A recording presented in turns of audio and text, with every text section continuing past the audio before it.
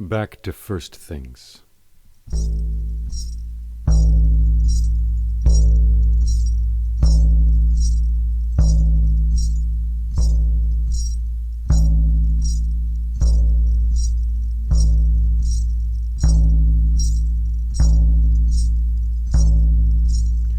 Smoke moon.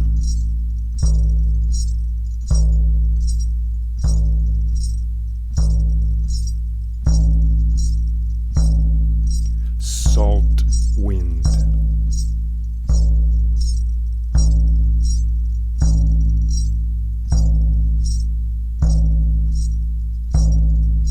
Even the sea dies.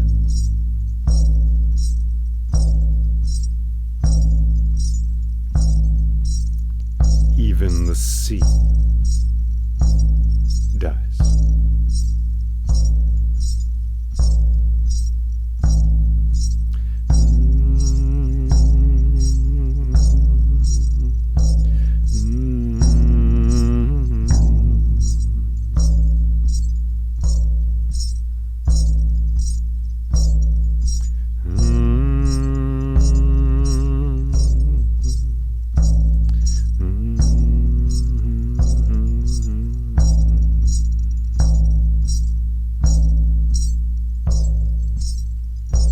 Once there was a boy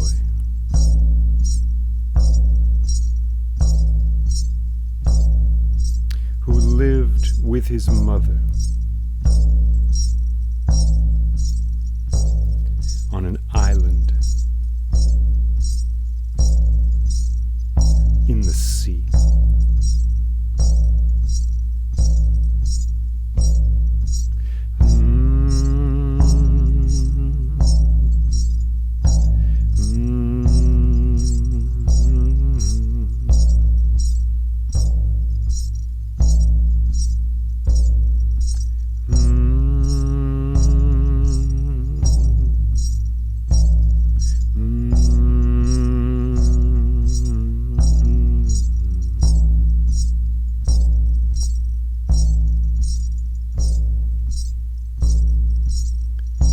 The boy's father was not there, for he had gone away to fight in a war.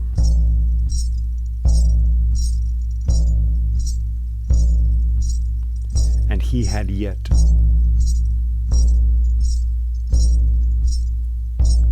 to return.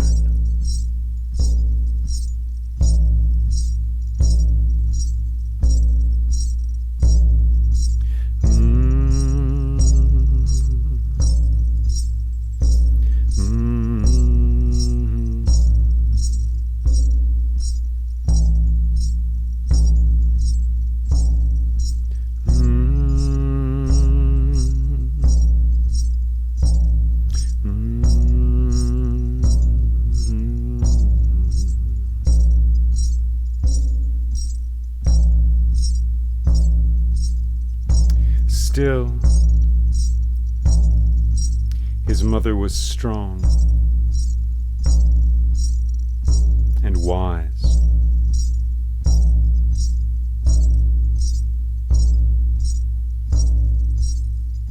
And so she brought him up well.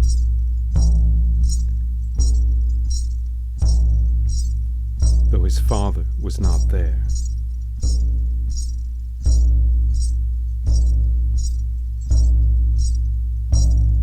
And around them the gods spoke in rain, spoke in light,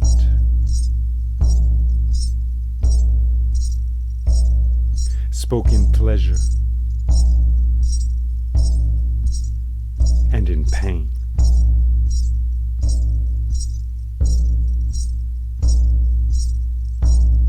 And at night, when she would put her son to sleep, he would say, "Where's Daddy?" And his mother would say, He's fighting in the war.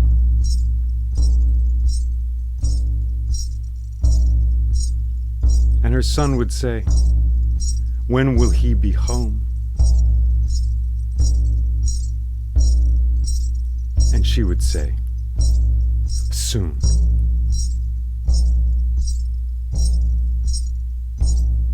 And then she would sing him to sleep.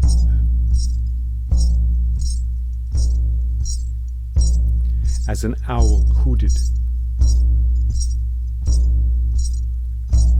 far off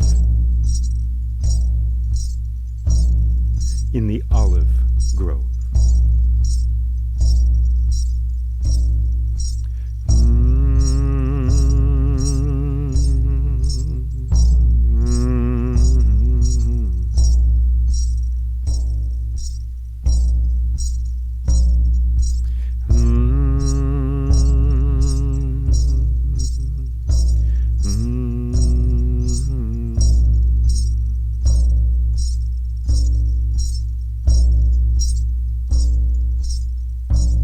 Well, years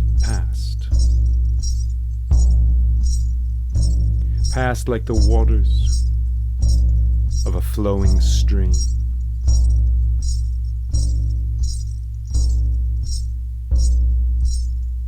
And one day, a shepherd,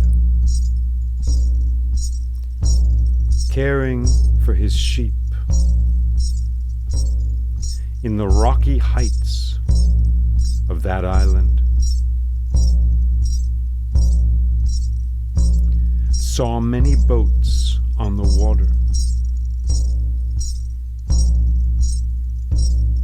approaching across the sea.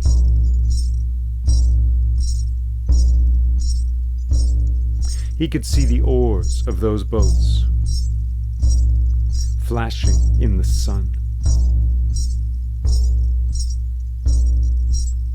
He could see their white sails filled with wind.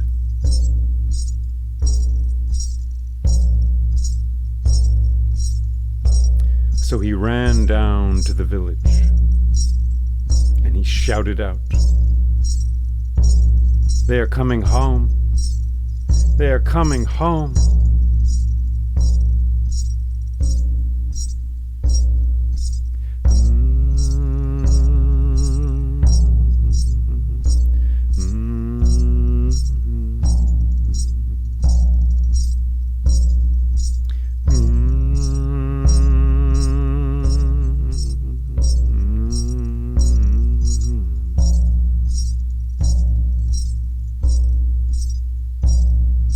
And on that day, everyone ran down to the harbor to greet the ships as they arrived, as their bows went up onto the sand,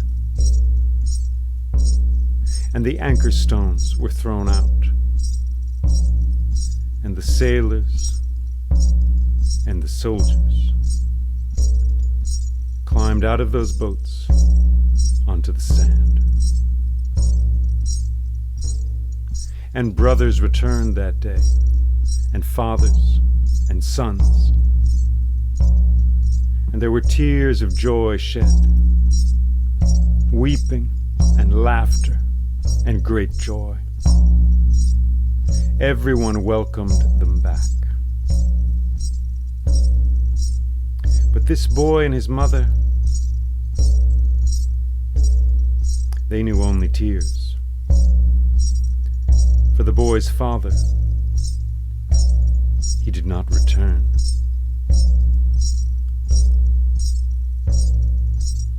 And so they returned to their house, holding hands, and they were quiet. And that night, when he lay down to sleep, the boy asked his mother, "Where's Daddy?" And she said, "He's on his way home from the war." he be home?" the boy said. And she said, "Soon."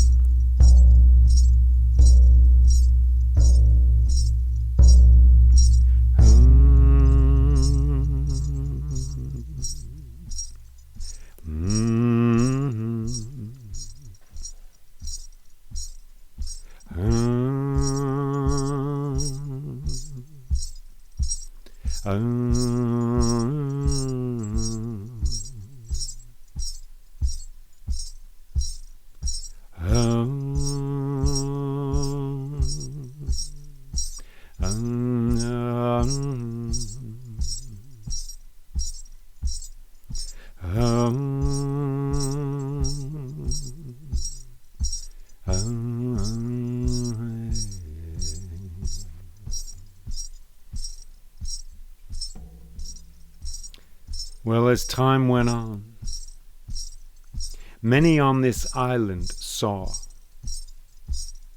that the boy's father had not returned, and that his mother, Penelope, was without a husband. So men came to the house.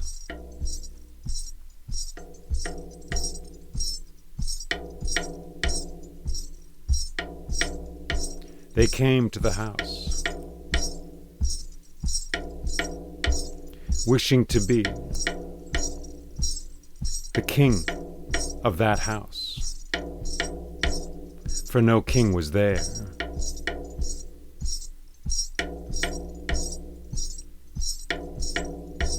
And Penelope refused them all. She refused them all. But it was the custom of this place, in this time, that you must welcome strangers. For the night is cold, and there are storms, and there are thieves on the roads, and there is sickness, and there are wolves, and the knives of this world are sharp.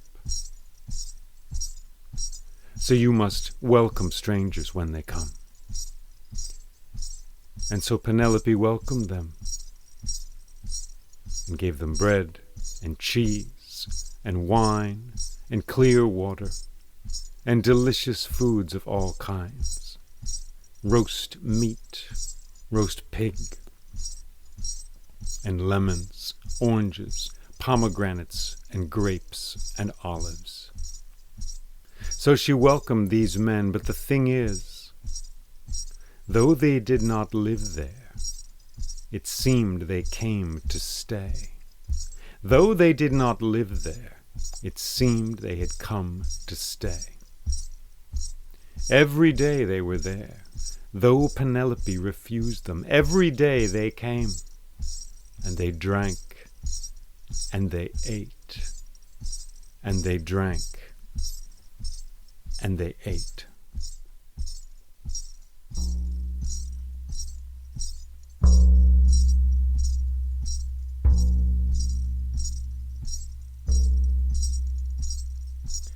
Well, one day, the boy, Penelope's son, Telemachus by name, he was in the feasting hall of their house. And the men there were carousing, making noise, causing uproar, gambling, drinking. Many of them were drunk.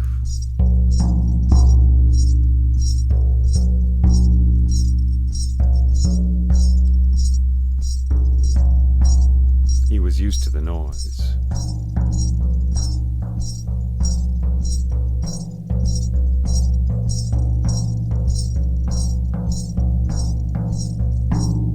And then he looked through the door, and a stranger was coming. A stranger was coming. A man with a bit of a beard. He looked like he'd been at sea, For a moment hope flared up, but it was not to be.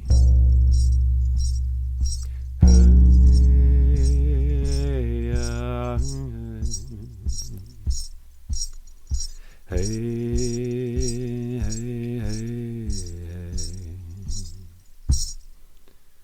And Telemachus greeted the stranger at the door and said, "Come in, stranger. The teeth of this world are sharp. The wind can be cold. The sea is dangerous, and the land too. Come, be welcome in this house. Eat with me." So they sat down together at a table, and a servant brought wine and clear water, and bread and cheese and roast meat, and a pomegranate from the garden, and lemons and oranges.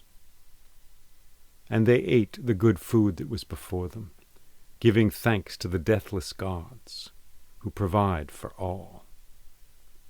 And then Telemachus said, "Stranger, forgive me for saying so, but the noise in this house is not to my liking, though it is my house. These men, I don't want them here. My mother does not want them here. If my father were here, my father, Odysseus, if he were here, well, everything would be different. But he's a dead man, it seems. Or perhaps he's held prisoner on some distant island by cruel men. Well, he's not here. But I welcome you to this place all the same. I welcome you to this house. Tell me, stranger, where are you from? Why have you come across the sea's broad back, risking the anger of Poseidon? Why have you come to this rocky island of Ithaca?" And the man said, "My name is Mentor, and I am an old friend of your father's. I came here seeking him, but clearly I've come too early. He's on his way home from the war, but he simply hasn't arrived yet. But you, my boy, I think you should go out into the world. You should get yourself a boat and set sail. Go speak with old Nestor, for he was at the Trojan War. He fought with your father, and he knows many things. Sail to sandy Pylos and speak with him. And then go on to Sparta and speak with Menelaus, for he, of course, was there in the war. They might know something of where your father is, where he has got to, and when he will be home. Do this. I think it would be a good thing." And Telemachus said, "I would happily make such a voyage, but though I know something of the sea, I'm no sea captain, and I have no boat. How could I possibly do this?" And Mentor said, "Come down to the harbor at sunset tomorrow, and I will be there, and I will have a ship for you, and I will have a crew. And together you and I will set sail, and we will sail to sandy Pylos and speak with old Nestor." Saying these words, the stranger stood up, and he walked to the door. Telemachus went with him.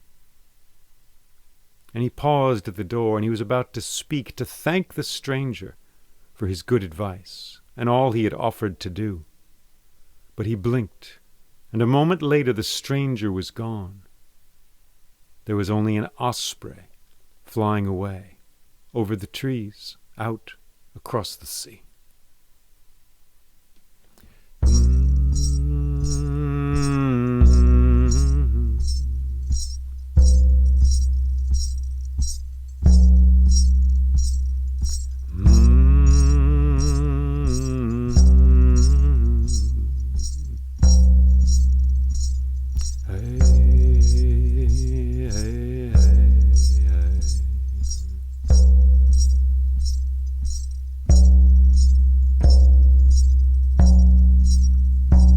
Well, the next day, the suitors came as they always did, and they filled that house with noise. But when dusk arrived, Telemachus left the house and went down to the harbor.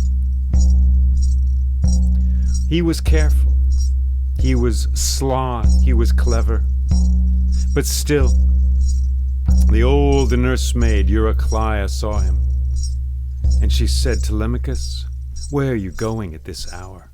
Where are you going? This world is dangerous." And he said, "I am going across the sea. I am sailing to sandy Pylos to speak with old Nestor and hear news perhaps of my father. For I must know whether he is alive or dead. If he is dead in the sea, if he is only food for crabs, well then, my mother and I must move on. We must get on with our lives, and she must choose a husband. But if he is alive, then I wish to know where he is and when he will be home." "Be careful, my child," said Eurycleia. "Be careful. There are many storms at sea.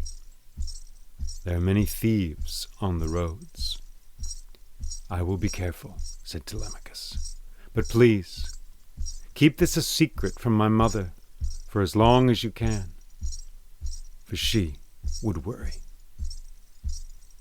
"I'll do what I can," said Eurycleia. "May the deathless gods bless your journey, and Hermes most of all, the quick-footed one. Goodbye." "Goodbye," said Telemachus.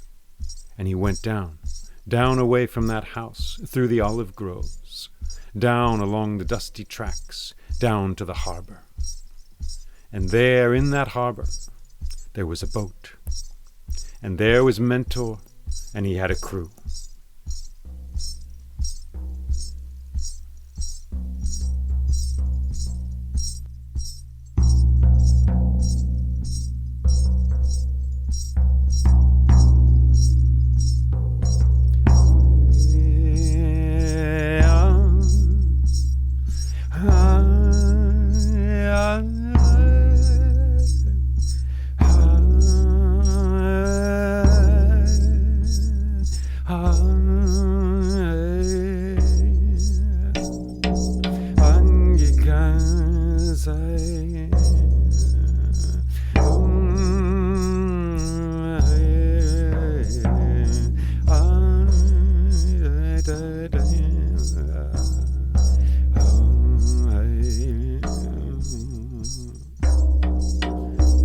"Telemachus, welcome," said Mentor. "I have a boat. The sea is ready. There is a wind. The stars are out guiding us. Let us set sail."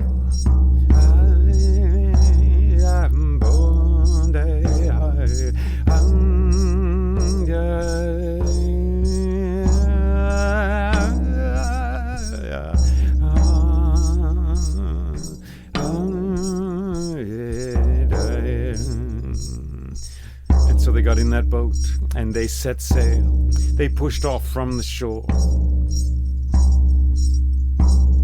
The sailors singing as they sailed away.